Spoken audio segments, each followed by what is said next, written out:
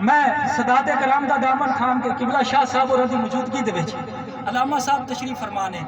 بندے اج کہندے ہیں کہ جی ولیاں نے کی کیتا ہے، توجہ کرنا اے کی کردے ہیں میرے آقا دے غلاموں، اس خطہ ارض تے خصوصاً بر صغیر دے اندر جتنے بھی قبائل نے، جتنی بھی برادریاں نے، ہر برادری نو، ہر خاندان نو، ہر قبیلے نو لکھا سلام نے،